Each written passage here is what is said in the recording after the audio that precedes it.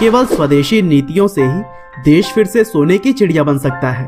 कुछ ऐसी ही सोच रखने वाले भारत के महान समाज सेवक राजीव दीक्षित को तो सभी जानते ही होंगे। वह एक ऐसे महान इंसान थे जिसकी जरूरत भारत को इस समय सबसे अधिक है, क्योंकि यही वह इंसान थे जो कि सच्चाई पर भरोसा और बिना किसी डर के बुराइयों के खिलाफ जोरदार आवाज उठाने की हिम्मत रखते थे।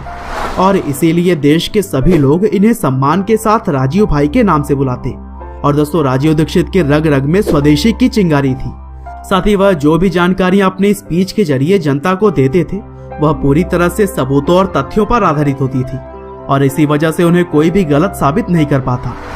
तो दोस्तों, आज की इस वीडियो में भी हम राजीव भाई की पूरी लाइफ स्टोरी को जानेंगे कि किस तरह से इंजीनियरिंग की पढ़ाई करने के बाद भी उन्होंने बड़ी बड़ी कंपनियों में काम न करके देश के लिए अपना जीवन समर्पित कर दिया।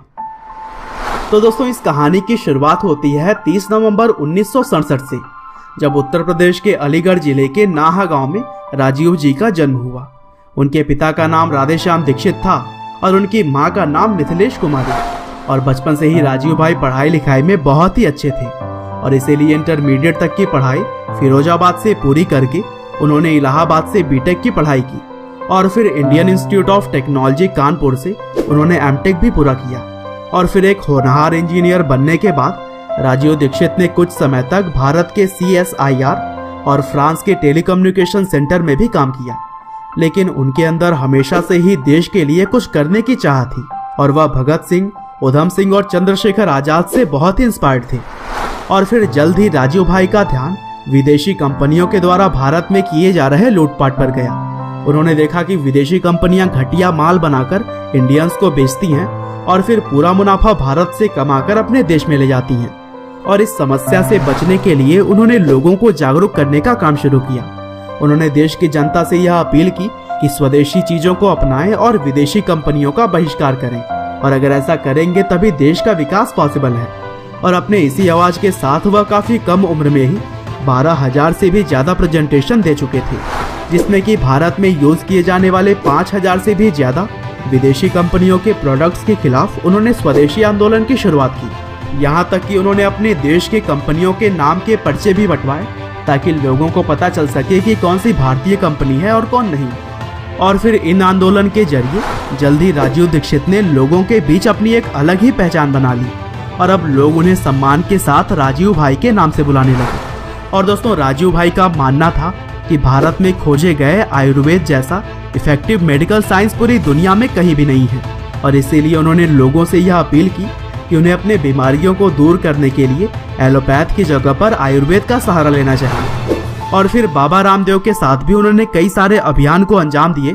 साथ ही वह 9 जनवरी 2009 को भारत स्वाभिमान ट्रस्ट के सचिव के तौर पर भी नियुक्त किए गए, और इस ट्रस्ट का भी मेन मोटिव था भारत से करप्शन को दूर करना तथा आयुर्वेद और योग को बढ़ावा देना। और दोस्तों, इस आंदोलन को शुरू करते समय राजीव दीक्षित और बाबा रामदेव दोनों ने शपथ ली थी कि हम केवल कुशल लोगों को मतदान करेंगे, हम दूसरों को 100% मतदान के लिए प्रेरित करेंगे, हम भारत को विश्व शक्ति बनाएंगे, हम भारत को पूरी तरह से स्वदेशी बनाएंगे। और दोस्तों, एक इंटरेस्टिंग बात यह है कि भारत में नोटबंदी तो अभी हाल ही में की गई थी, लेकिन राजीव भाई ने आज से कई साल पहले ही यह कह दिया था कि अगर भारत में काले धन को रोकना है तो 500 और 1000 के नोटों को बंद करना पड़ेगा। और फिर आगे चलकर बाबा रामदेव और राजीव भाई ने स्ट्रैटेजी बनाई कि लोगों के सामने सारी सच्चाई रखने के बाद से वो देशभक्त और बुद्धिमान लोगों को अपने साथ जोड़ेंगे, और फिर एक मजबूत पार्टी तैयार करके 2014 लोकसभा चुनाव में अपनी दावेदारी पेश करेंगे। हालांकि आगे चलकर राजीव भाई के विचार कई बार बाबा रामदेव के साथ मेल नहीं खाया करते थे, और इसी वजह से दोनों के बीच थोड़े विवाद शुरू हो गए। और राजीव भाई के समर्थक मानते हैं कि बाबा रामदेव अब राजीव दीक्षित की लोकप्रियता से घबरा गए थे, और इसीलिए उन्होंने राजीव के खिलाफ बहुत से षड्यंत्र रचने शुरू कर दिए। और फिर एक बार जब राजीव भाई छत्तीसगढ़ के दौरे पर थे, तब वो अपने दौरे को पूरा करने के बाद 30 नवंबर 2010 को भिलाई पहुंचे, और फिर भिलाई से दुर्ग के लिए रवाना होते समय कार में ही उन्हें दिल का दौरा पड़ा। हालांकि उन्हें जल्द ही अस्पताल लेकर आया गया, लेकिन दुर्भाग्य से उनकी जान नहीं बच सकी, और इस तरह से देश के लिए पूरी जिंदगी न्योछावर करने के बाद उन्होंने इस दुनिया को अलविदा कह दिया। हालांकि बाद में राजीव जी के समर्थकों ने उनकी हत्या का आरोप बाबा रामदेव पर लगाया, क्योंकि समर्थकों का मानना था कि मौत के बाद राजीव जी का पूरा शरीर नीला पड़ गया था, जैसे कि किसी को जहर देने के बाद होता है, और पोस्टमार्टम के लिए कई बार कहे जाने के बावजूद भी ऐसा नहीं किया गया। और फिर राजीव दीक्षित का पार्थिव शरीर उनके घर न ले जाकर के पतंजलि शिविर ले जाया गया। हालांकि हत्या का आरोप कभी भी साबित नहीं हो सका और इसी वजह से हम भी इन बातों की पुष्टि नहीं करते हैं। बहरहाल दोस्तों, अंत में बस मैं यही कहना चाहता हूँ कि आज के समय में राजीव दीक्षित की तरह महान समाज सेवक बहुत ही कम देखने को मिलते हैं। हालांकि भले ही वह अब इस दुनिया में नहीं है, लेकिन लोग उनकी स्पीच को अभी भी सुनकर मोटिवेट होते हैं। उम्मीद करते हैं कि राजू भाई की यह कहानी आपको जरूर पसंद आई होगी।